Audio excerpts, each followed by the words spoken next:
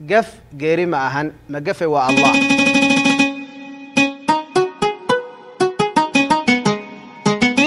جنة وحلا لو حاربتان كعنا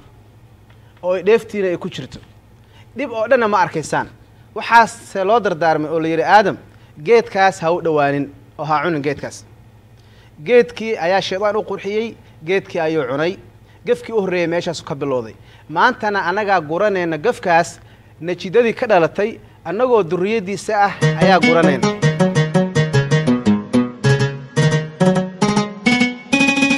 الله الرحمن الرحيم الحمد لله رب العالمين والصلاة والسلام على رسول الله بعد دعوة الكسر دعوة برنامج كمان قلين ملول بعدون ذاك دعوة نسان برنامج كمان قلين مرة البوحان كسر قادناه مرتي ده سوي كده هنتهي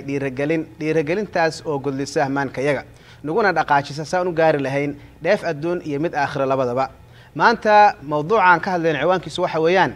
قف غيري ما أهن ما قف والله قف غيري ما أهن ما قف والله بين آدم هدان نحي مرول با وحان عن سبب النهاي وان كو إيماننا وان كو دعي كرنا قف كنا معها وح كورنو بالوضي ووح مرهرة لب بالوضي بين آدمك وحا قفوه الرئي آبهن آدم عليه وعلى نبينا الصلاة والسلام نبي له آدم وحا لدتشي بير يميل برواقع جنة لقليي يساقي حاس كيسا حاو وحا لير بيرتاس ميل الله لما يشهرتان كعنا داقة أو كده ماشاة أو ما أرتي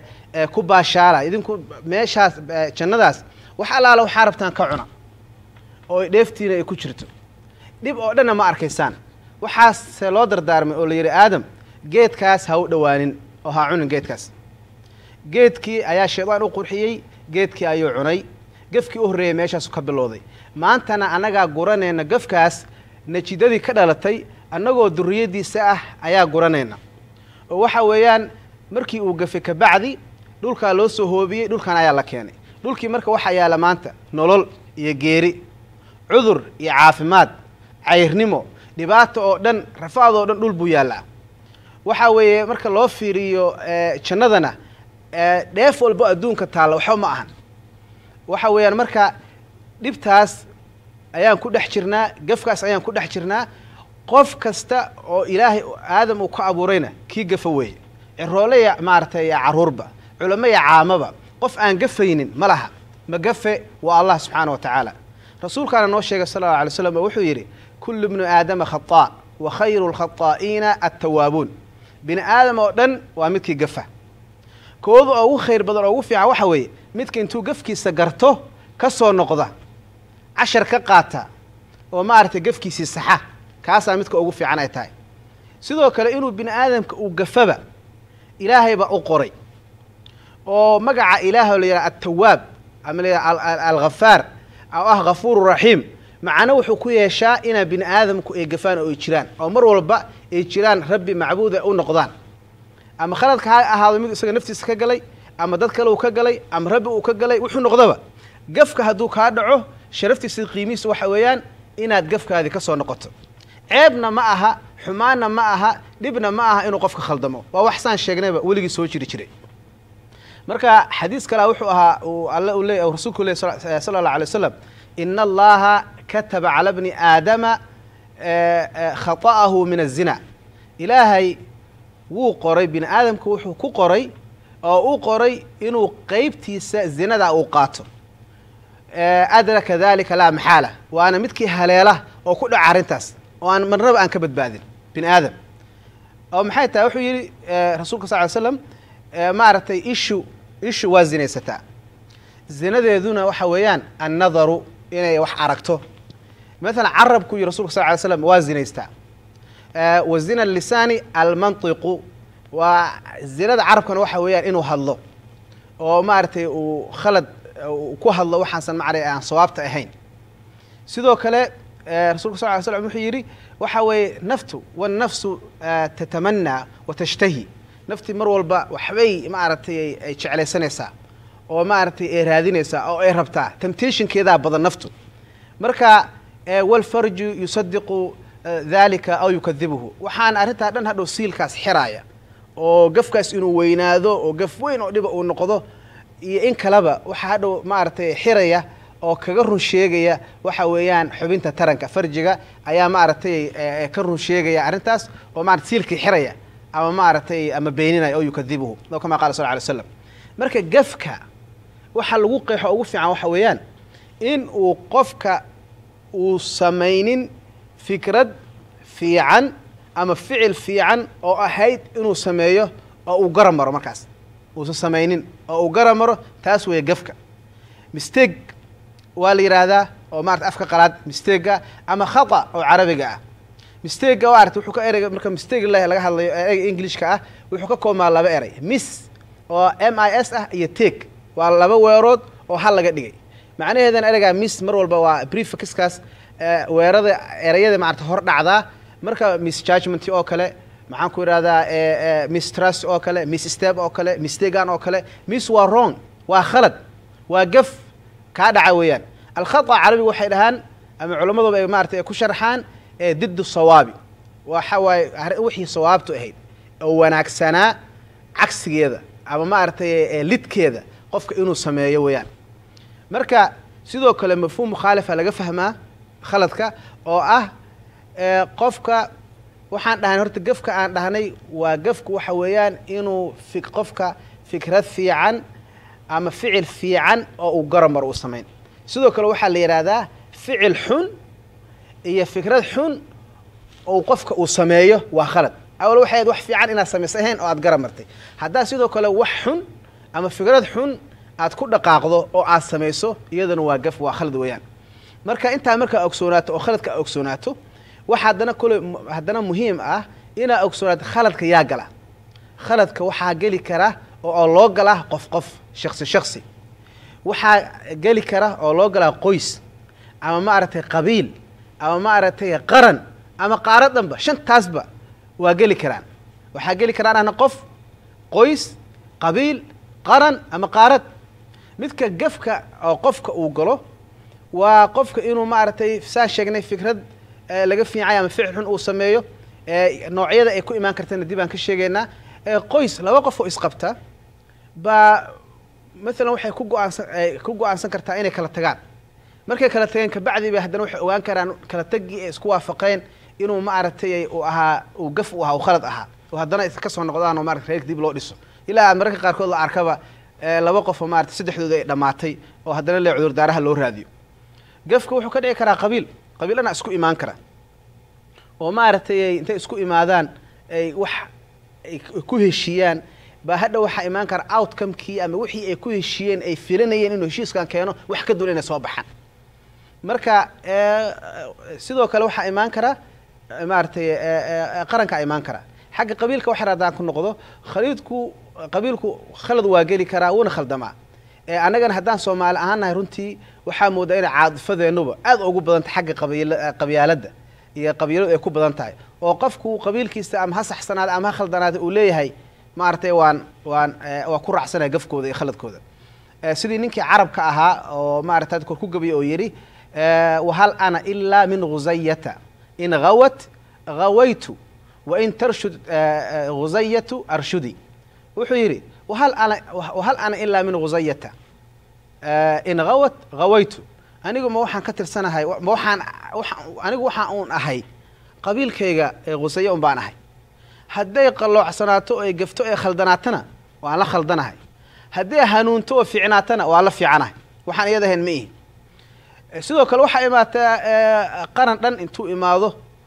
maartay uu go'aan qaato oo go'aankiina uu khalad noqdo oo maartay qaranka dhan uu ka qoomamay oo ka shalay sida مثلا hadda wadankan aan joogno oo aan deganahay oo Mareykanka ah Congress-kiisa مثلا ka fariistay in Iraq lagu duulo duulitaanka Iraq waa go'aan wuxuu ahaa Congress ka imaaday markay ka imaanayeen go'aamada marka uu qoys ka dhacay ama qabiil ka dhacay ama maartay qaran ka dhacayo waxa la yiraahdaa waxa weeyaan laba arrin saddex arrin uu ku imaan karaa oo markuu go'aanku dhaco inuu ahaa bilateral waxay dhahan in markaas xisbiyadii meesha joogay ama labadii qoys meesha joogtay ama qabiilku isku imaad fikradihii laga wada hadlayay in si wadar ah oo common understanding ah ay go'aan wada qaataan oo go'aanka markay qaataanna hadda wixii ka soo baxaana ay mas'uuliyadooda ay qaataan ama si qaab waxa kala jiro unilateral unilateralkana waxa weeyaan in xisbi gooniya uu qaato مثلا ama qof gooniya qoyskii laba isqabtay mid kamid ah ma artay si gooniya u qaatay sidoo kale waxa badan dhacda marka go'aanka la qaadanayo oo ama gafka saano kale imaan karo waxa dhacda in ay wax leeyahay mutual maartay mistake u dhaco oo ah مثلا labadii qof ama qabiilkii ama qarankii isku imaaday go'aanka ay qaateen qof kasta u fahmay laakiin hal go'aan bay wada qaateen laakiin qof kasta u fahmay hadhow baa markii maartay natiijadii ay soo baxday mid ahayn uu qof u yiraahdo marka war anigu saan uma fahmayna saan baa u fahmay saan baa u fahmay saan baa dhacda marka waxaan sheegnay waxa uu yahay gafka waxaan sheegnay dadka uu ka dhici karo inta qaybood uu yahay intaas marka aan sheegnay oo qaranka aan sheegnay waxaan noo dhinay qaaradda hadda mesela qaaradda Afrika oo dhan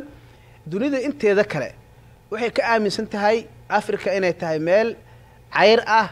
cudurro iyo cayrnimo bay caan ku tahay markaas qofka hadda Afrika maqlaba waxa waaye maartay saas uu ka aaminsan yahay xaqiiqatan waxa la og yahay inay tahay meelaha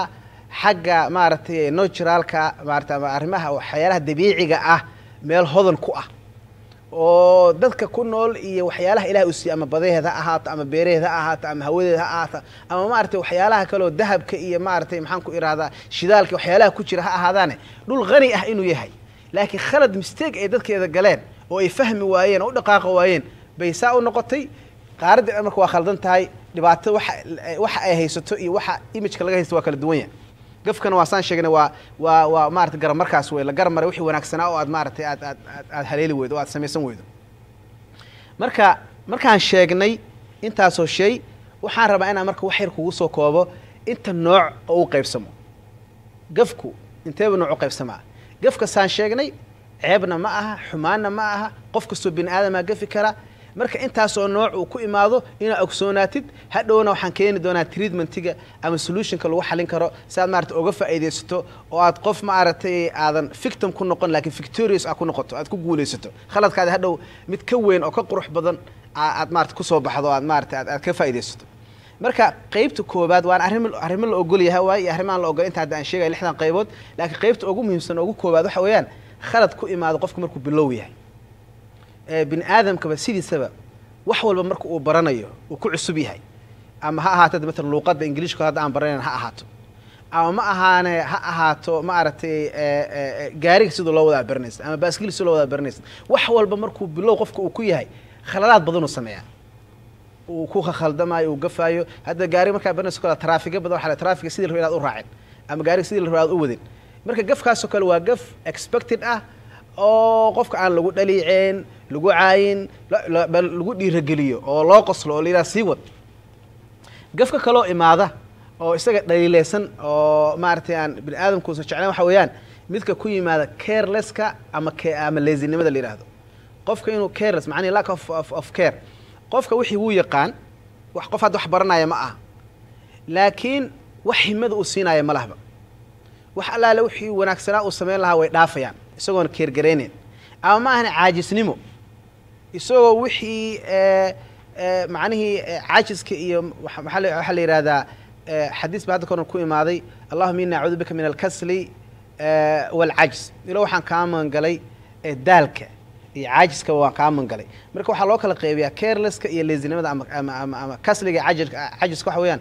qofna wixii uu yaqaanaa aqoonteedii know how-gii uu yaqaanaa laakiin ma samaynayo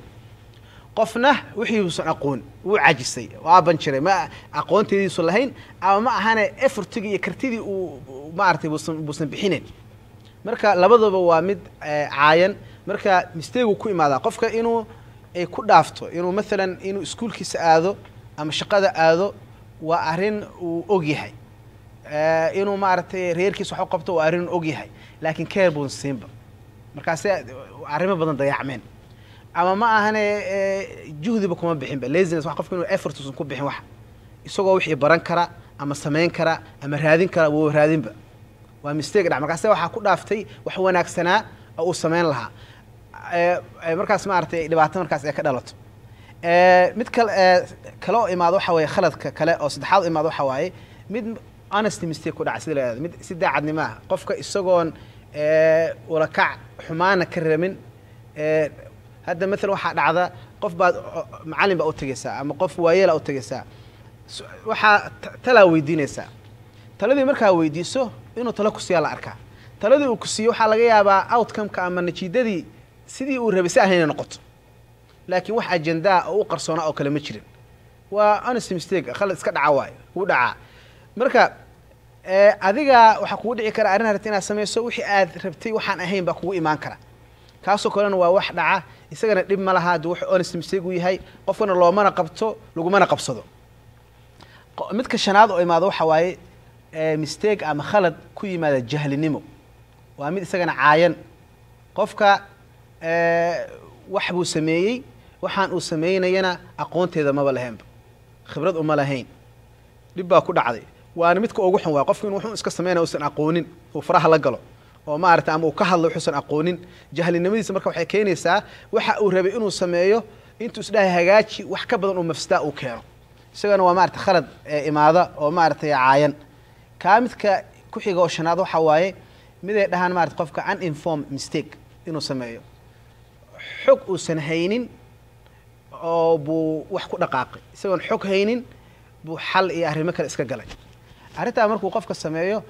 natiijo waxaa ka imaan karta khaldan haddii macluumaadka macluumaad uusan haysan ama macluumaadka uu haystay macluumaad khaldan ahaayeen waxaa ka dhalanaysa khaladkaasoo hadhow dhibaato kale ay ka dhalan karto badanaa waxay dhahaan soomaalida wadaad loo mas'alo xumeeyey waa jawaab xumeeya haddii qofka wrong information marka hore la siiyo waxaa laga yaabaa inuu isagana jawaab khaldan uu bixiyo iyadana waa misteegyada qaybta kale ay ku imaato waa qaybta shanaad ay ku imaato waay qaybta lixaad oo ugu dambaysa badan mistake uu ku imaado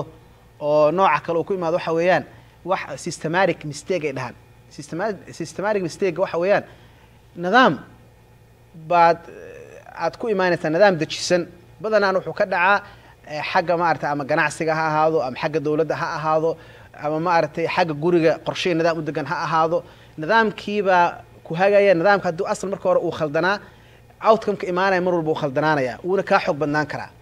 waana waxaa la yidhahda waxyaalaha ugu daran waa qofka frustrationka badanaa ku abuura maalan waaba xanuunsatay dhakhtar baa u tagtay dhakhtarku badanaa procedure iyo nidaam iyo system uu raacu leeyahay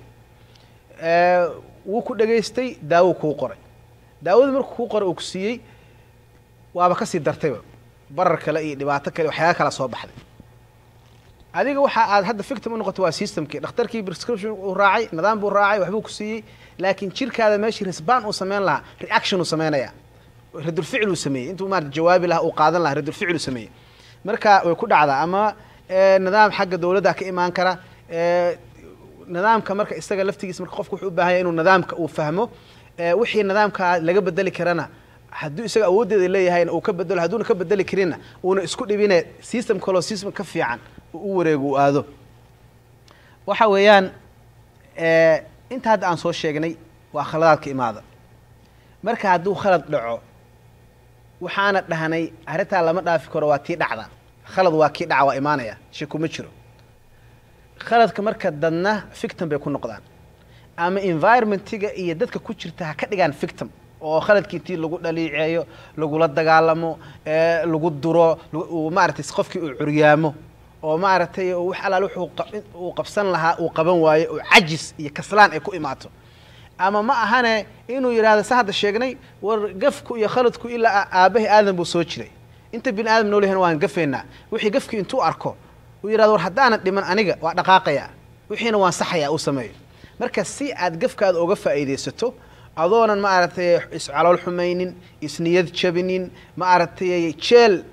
maaragtay aad isgelin oo gudaha ah jeelka ma kan darbiyada arkeeno qofka isaga jeel isgelin kara dhaftiisa dhex isgelin kara taas ay uga badbaado marka waxa sameynaysaa shantan qodob oo kale aan ku sheegay shantan qodob hadaa sameeysid wax ku curiyaaminaya ama maaragtay ka hor imaanaya malaha khaladkana inuu dhaco waa waxa aad fahantu noqonaya wax la isku dhaleeceeyo isku la dagaalmaysan ahayn ba ogaanaysaa horumar baa gaaraysaa qodobka koowaad marka waxa weeyaan horta ina ogsoonaatid khaladka inuu jiro inuu dhaco bini aadamka dhan uu ka dhaco kaliya uusan ahayn qofka khaldama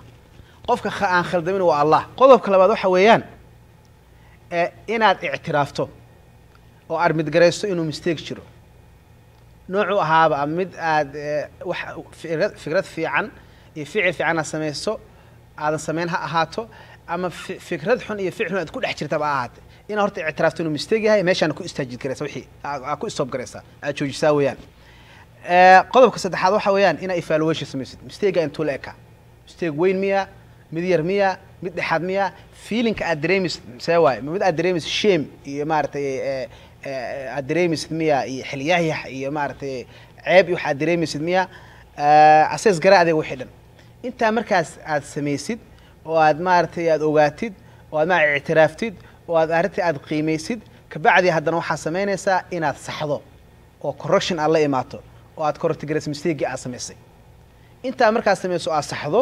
qodobka ugu dambeeya aad samaynayso waxa waaye inaad mistake aada soo celin no repeat aad mistake haba yaraatay uusan dib u soo noqon kaas weeye intaa markaad samayso baa markaa waxaad aad maaragtay aad gaaraysaa guushii aad rabtay xaqiiqatanna mistake saan sheegnay wuu kala weynaan karaa si xitaa qur-aanka noo sheegay wuuna maaragtay kala yaraan karaa oo mar buu wax weyn u noqon karaa hadda maalan markuu suurat israa ilahay ka hadlay kara ilmahiina hadilin oo kale la yidhi inahu kaana khiطan kabiiran aa laga tilmaamay sidoo kale marka naft la yidhi wamaa kaana limu'minin an yaqtula mu'mina ilaa khaطan la yidhi oo kale gaf yaraa laga cabirayaa khata wuxuu ku imaan karaa oo aan camdi ahayn marka najiidada mar walba gafka aad adi aa gashay ama qoys uu galay ama qaran galay ama maaragtay qabiilo gashay ama macnihii ay qaarada gashay waxay mar walba ku xiraanaysaa gafka inta uu leeyahay najiidada iyo resultiga ay helayaan oo ah maaragtay murugada ama dhibaatada waxyaalaha ka dhasha ama ma ahayn inay intay satisfaction ay kana dhahan wallahi khaladkaas soo dhacay laakiin cashir badan baan ka qaadanay oo shalay down baan ahayn hoos baan jirnay laakiin maanta hadda waa kor baan noqonay taas mar walba ku xiran tahay intaasaan kusoo koobaynaa maanta waxaan rajeynaya inaad ka faa'iidaysatay maaragtay barnaamijkan aadna mar walba ogsoonaataa ilaahay subxaana watacaala ayaa magafaa adiguna waa gafaysaa hal mar gaf kaa dhacayana ma aha 2 iyo 3 baa gafaysaa ka badan baa gafaysaa laakiin sharafta iyo qiimaha waxa waaye inaad gafkaadii ka soo noqoto oo aad dib u fiiriso oo arrinta maaragtay dib u qiimayso oo aad maaragtay correction aad samayso oo aad saxdo horena aad u socoto waa salaamantihiin waxaan si gaar ahaaneed oga mahad celinayaa maaragtay farxaan faarax oo kaamirada noo duubaya iyo maaragtay aniga oo si gaar ah inii salaamayo waana salaamantihiin wasalaamu calaykum waraxmat ullaahi wabarakatu